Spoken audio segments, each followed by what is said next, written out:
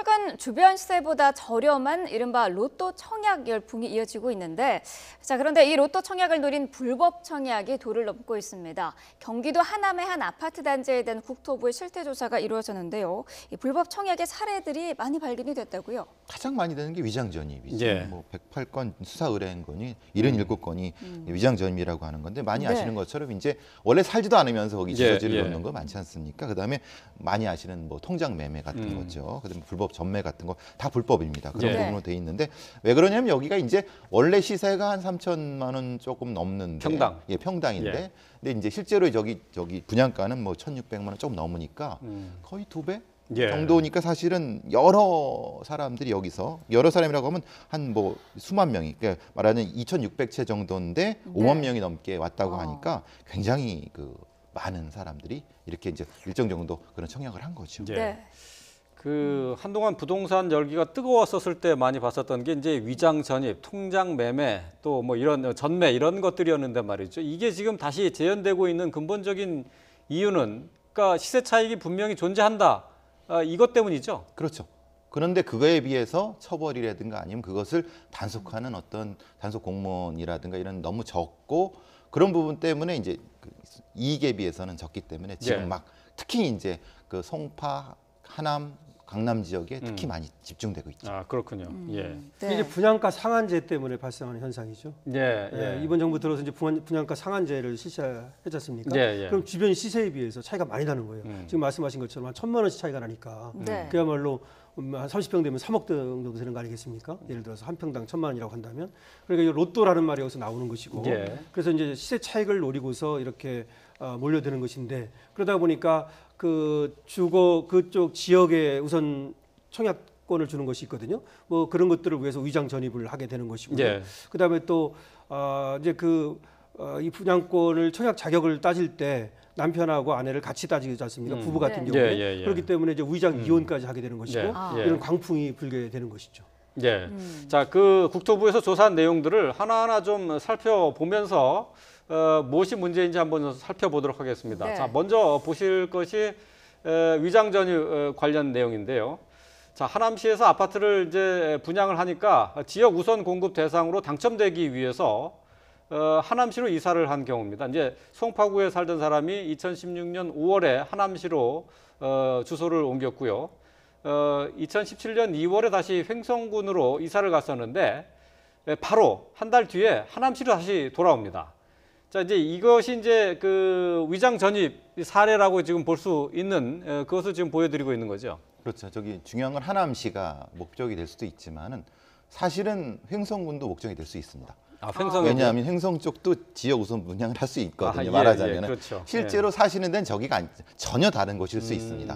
그러니까 보통의 저런 걸 하시는 분들이 저렇게 많이 하시거든요. 네. 근데 이제 그것을 전혀 모르는 곳에 주소를 옮기시는 것이 아니라, 뭐 친분이 있는 분한테 뭐 일부 사례를 한다든가 아니면 이런 거를 하기 때문에, 중요한 거는 공무원들이 가서 확인을 해야 되거든요. 예, 실제 예. 거주하십니까? 그게 안 되니까 보통 이제 다른 어떤 공과금이라든가 아니면 관련된 부분들을 일부 간접적으로 확인하는 방법이 있을 수 있습니다. 아, 예. 그래서 그걸 통해서 이제 찾아내는 부분이고, 만약에 수사기관에 의뢰가 들어온다고 하면 가장 많이 하는 건 통신수사입니다. 말하는 통신수사에서 거기에 살고 있는데 전혀 거기 기지국 신호가 하나도 안 떴다. 아, 예. 그럼 이건 완전히 그 문제가 되는 거죠. 예. 네. 위장 전입 말은 뭐 어마어마한데 그냥 주소지만 옮기면 그게 위장 전입 아니에요? 그렇죠. 안 살면서. 예. 안 살면서. 예. 네. 자, 이렇게 사례 중에서 위장 전입이 일단 가장 많았고, 특이한 사례인데 이혼과 재혼을 반복한 사례인데, 이게 같은 사람과 이혼과 재혼을 반복하기 때문에 의심이 되는 거죠? 그렇죠. 예, 같은 사람이기 때문에 의심을 받는 거죠. 예. 1988년에 결혼을 해서 네. 2013년까지 잘 살았습니다. 예. 그런 다음에 2013년에 이제 이혼을 합니다. 근데 뭐 이혼할 수 있겠죠. 근데 문제는 2014년에 다시 재혼을 한다는 거죠. 예, 그런 예. 다음에 다시 2017년에 다시 이혼을 한다는 거죠. 이건 누가 봐도, 그리고 또 이것이 만약에 주택 청약으로 이어지지 않았다면, 그렇다면 뭐 그럴 수도 있겠다 생각하지만, 저렇게 한 다음에 이 하남시라고 하는 곳에 로또 아파트에 결국 당첨이 되지 않습니까? 네. 그렇다면 의심할 수밖에 없는 거죠. 예. 저건 결국- 법적인 부분입니다. 실제로는 같이 사실 수 있습니다. 아 그렇죠. 예, 계속 사십니다. 실제로는 같이 아, 예, 예. 살면서 살면서 법적으로만 이혼. 예, 예. 그러니까 위장이혼. 만약 진짜 이혼을 했다면 그건 위장이혼이 예. 아닙니다. 저건 이제 위장이혼이라고 그러니까 하는 오해하실까봐. 네. 아, 예. 아니 그러니까 지금 뭐 저기 이제 주택 공급 분양을 받기 위해서 이제 하는 것 아니겠습니까? 그러면은 배우자가 있느냐 없느냐에 따라서 가점이 달라서 뭐 결혼한 상태로 있는 게 유리한 거잖아요.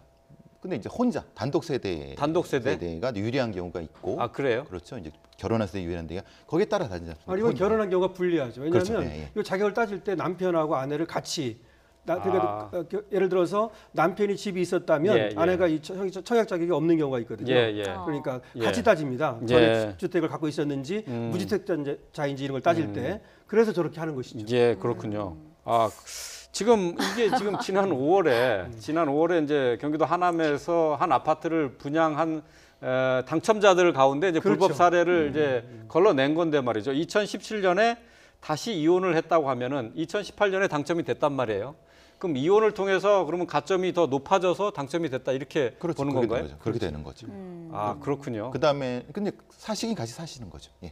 아 그래요? 예.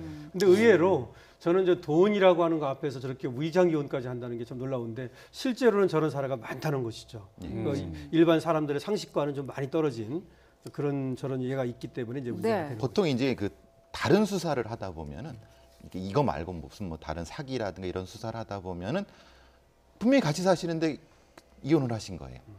그러면 뭔가는 저희들은 알죠. 아 이게 또 저기 청약 때문에 이런 수단을 사용하시는군요. 이렇게. 그래요? 예.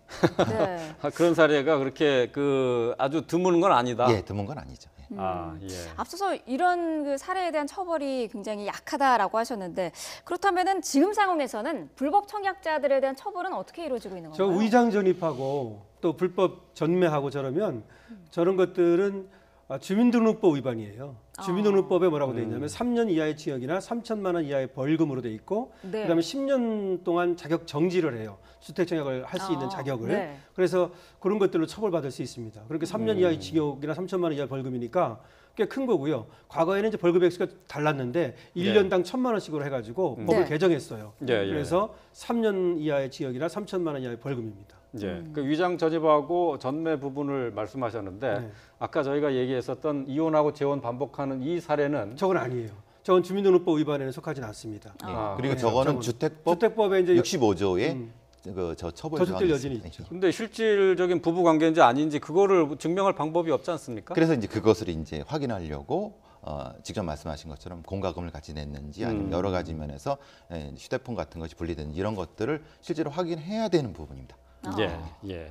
저거는 사실은 지금 말씀하신 것처럼 그 판례에서도 말이죠. 위장 이혼인지 아닌지는 좀 애매한 문제예요. 그러게요. 네. 실제로 이혼할 의사가 있었다면 예. 위장 이혼이 아니거든요. 예. 그래서 저런 경우는 법원까지 소송이 예. 갈 수도 있습니다. 예, 법적으로 판단하기는 좀 쉽지 않은 부분이다. 그렇죠. 이렇게 볼 수 예, 있겠네요. 물론 이제 의심은 가지만 충분히 가기 예, 때문에 예. 거기에 제재는 들어갈 텐데 나중에 저쪽에서 이제 소송을 걸면 크게 이제 다툼이 벌어질 수도 있는 여지가 있죠. 예, 네. 알겠습니다. 자, 시세 차익을 노리고 그 자행이 되고 있는 범행 수법들 살펴봤습니다. 자, 배상훈 서울 디지털대 경찰학과 교수 강신업 변호사와 함께했습니다. 고맙습니다. 고맙습니다.